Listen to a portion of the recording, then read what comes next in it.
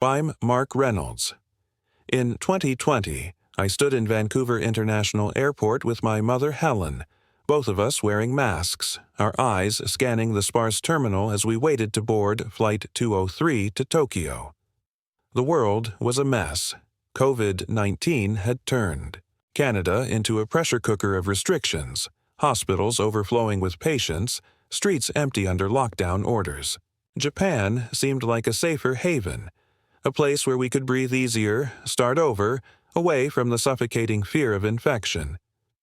The terminal was eerily quiet, a ghost of its former self, with only a handful of travelers in PPE, their faces hidden behind masks and visors, clutching hand sanitizer bottles like lifelines. Digital screens flashed health warnings, temperature checks, quarantine rules, while the faint hum of Zoom meetings echoed from laptops as people said rushed goodbyes to loved ones, their voices tinged with anxiety. The plane waited outside, a sleek white jet with Flight 203 painted in bold red letters, its engines idling, a symbol of hope amidst the chaos. Helen adjusted her mask, her gray hair tucked neatly under a knit cap, her blue eyes weary but resolute. At 68, she'd been through enough, losing my dad to cancer a decade ago, now facing a global pandemic that made her feel like a prisoner in her own home. "We'll be okay, Mark," she said, her voice muffled through the fabric, her hand squeezing mine with a reassuring warmth. I nodded, my own mask fogging with each breath, my heart heavy with the weight of our decision. I was 42, a former medical researcher turned data analyst after a scandal I'd buried deep, falsifying patient records in a drug trial back in 2015, a secret I thought I'd left behind forever. This trip wasn't a vacation. It was our escape, a chance to find peace in a country we'd heard was handling the crisis better, where Helen could feel safe again. I carried a small backpack with essentials, my laptop, a few protein bars, a photo of us at a lake house from happier days, Helen's smile bright in the summer sun. A man in a black parka stood near the gate, his face obscured by a hood, scribbling in a small notebook. His dark eyes flicked toward us, lingering a moment too long before returning to his writing, his posture tense, almost predatory. I shook off the unease, chalking it up to the paranoia of the times, the way every stranger felt like a potential threat in a world turned upside down. He boarded behind us, taking a seat several rows back, his presence a faint shadow in the back of my mind, an itch I couldn't scratch. The cabin felt sterile, passengers spaced out for social distancing, the air heavy with the scent of disinfectant, a constant reminder of the invisible enemy we were all fleeing. Flight 203 lifted off, Vancouver fading into a gray haze below as we climbed toward the northern Pacific, but an uneasy tension simmered beneath the cabin's sterile calm.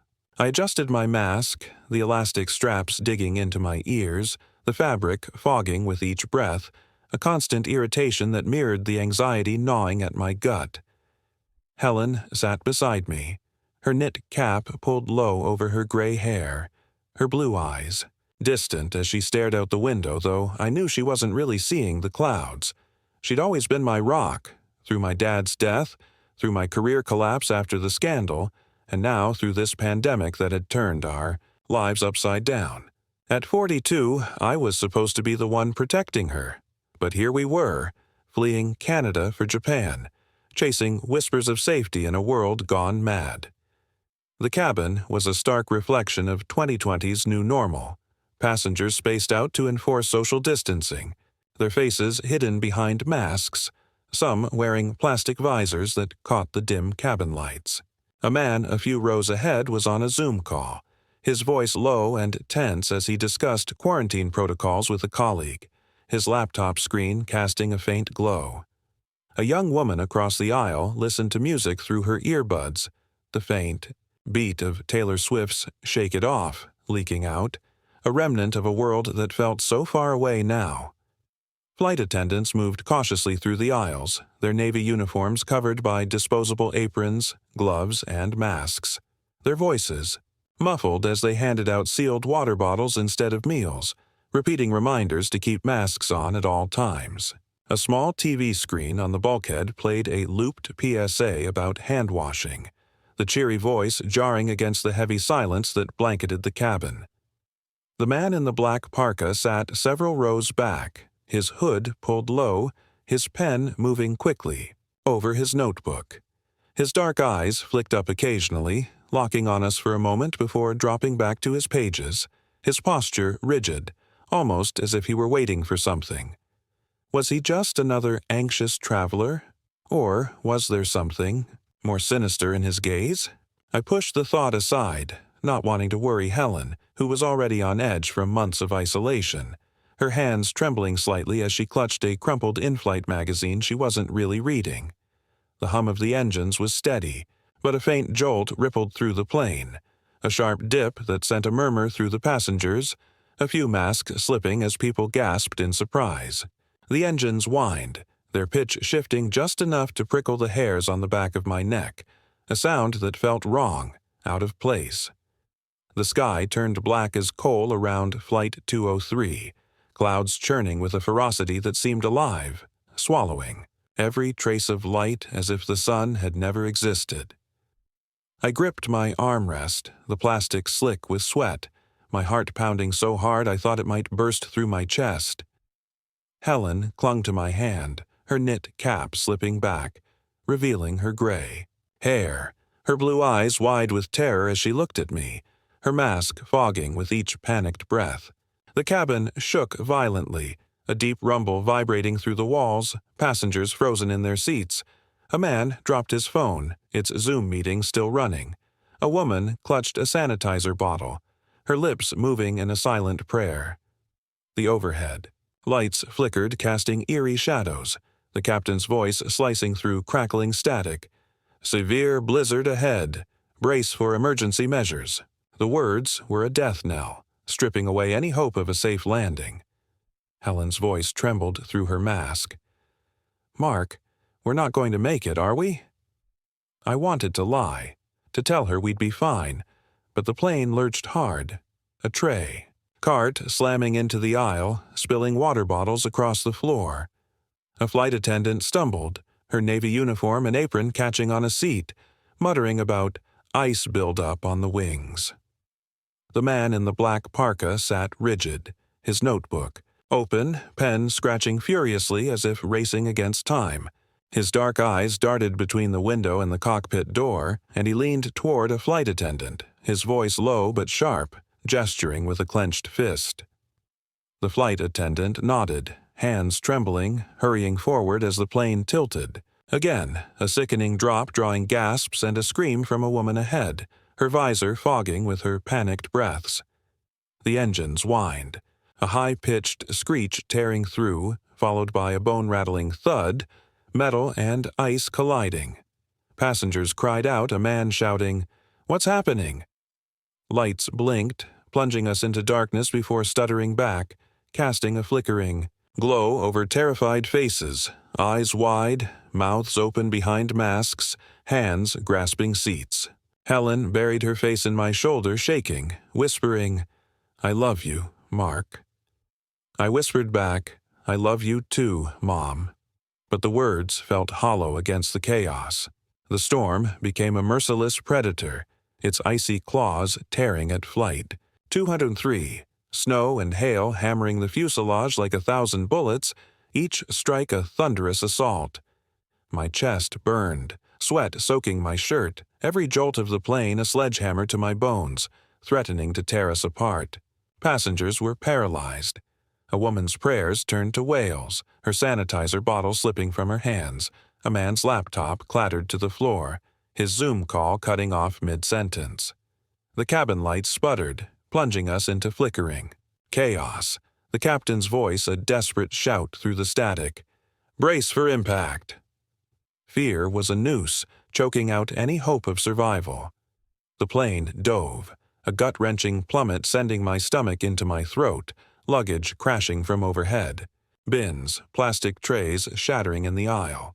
A flight attendant fell hard, her navy vest tearing, blood trickling from her scalp as she crawled toward an exit, movements frantic. The man in the parka stood, shouting orders, notebook gone, face grim. The engine screamed, then choked, AEC, deafening cracks splitting the air. Sparks flared, the wing glowing red, the cabin bucking like a dying beast. Passengers shrieked, a woman's visor cracking as she gripped her seat, her scream swallowed by the chaos. Gravity betrayed us, my vision blurring as I gripped Helen's hand, her fingers slipping in my sweat-soaked palm. Her blue eyes met mine, filled with terror and love, her voice a broken whisper. Mark. I wanted to shield her, but the storm's roar drowned everything, a primal force dragging us down. The man in the parka braced against a seat, his eyes cold. Lightning lit. The cabin, faces frozen in horror, hands grasping air. The fuselage groaned, metal tearing, the air thick with burning wires. The flight attendant fumbled with a lever, hands slick with blood, eyes wide with dread as the plane tilted further.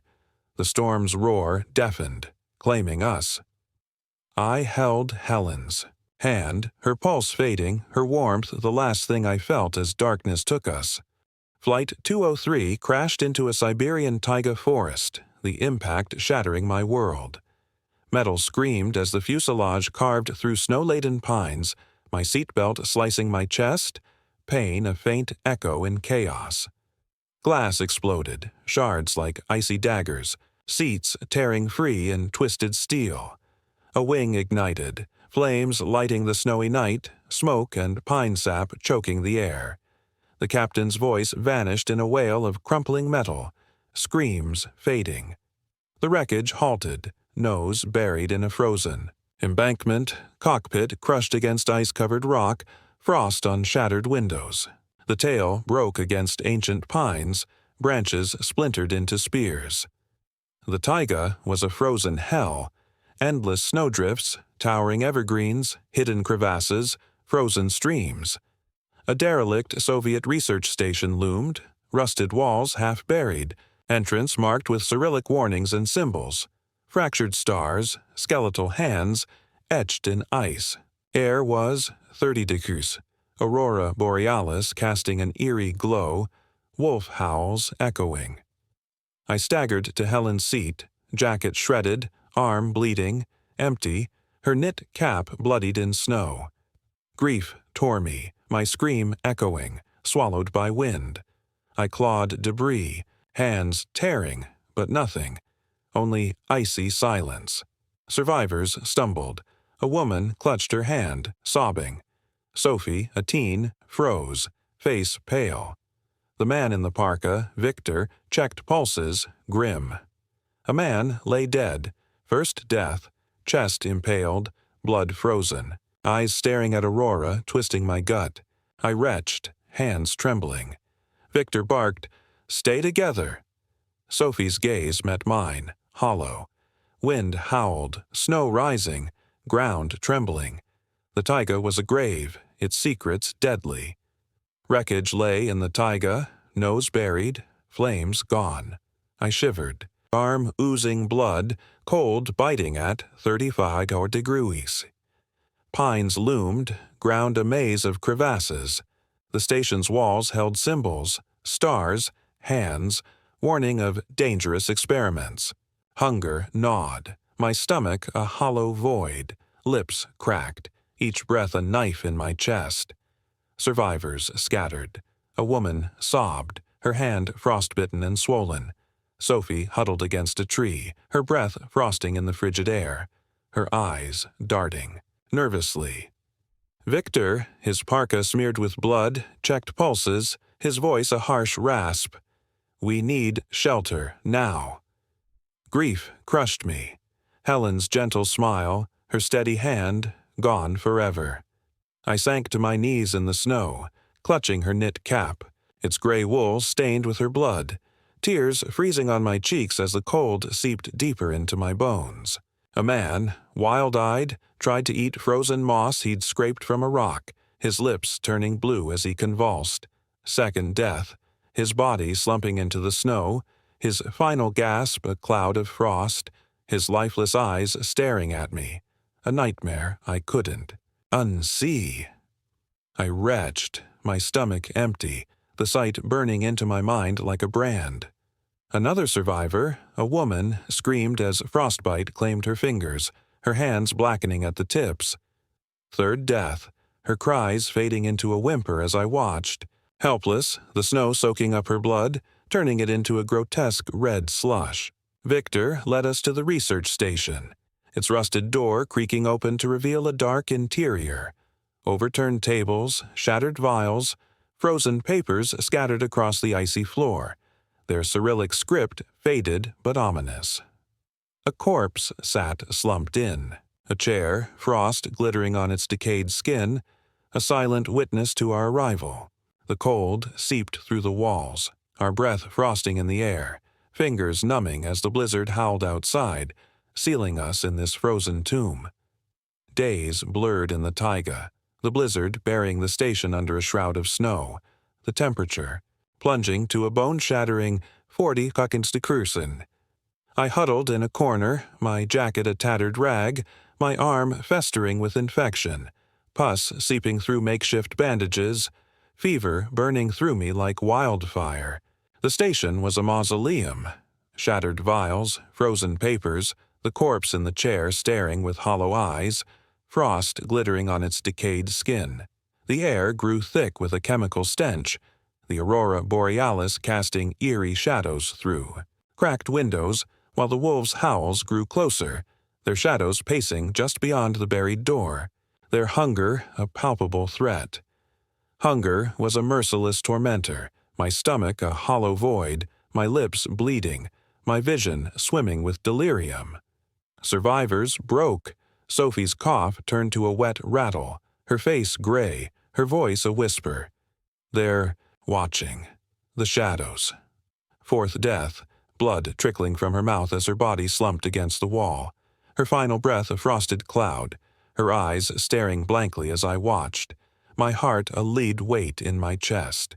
A man, driven mad by hunger, screamed about ghosts in the ice, clawing at the frozen floor. Fifth death, he threw himself into a crevasse outside, his scream fading into the storm as I stared through a cracked window, the snow swallowing, his body whole, the sight a knife twisting in my gut. Victor's sanity frayed, his dark eyes gleaming with a predatory hunger, his scalpel clutched like a lifeline as he muttered, "We cut the weak to survive." A woman, desperate, stole a scrap of insulation, hoping to chew it for relief. Sixth death, Victor's scalpel slashing her throat, her blood freezing on the floor in a crimson pool as I watched, my hands trembling, unable to stop him, the sound of her gurgled scream echoing in my ears. The group fractured, paranoia spreading like the infection in my arm, each of us seeing shadows in the corners, hearing whispers in the wind, the station's neurotoxin seeping into our minds, poisoning our sanity with every breath. On the seventh day, the roar of a helicopter pierced the taiga's silence, Russian rescue crews descending on the frozen wreckage of Flight 203. I lay in the tunnel beneath the station, my body a frostbitten husk, my hands clutching Ivan's photo, the fever raging through me like a wildfire, my vision fading in and out.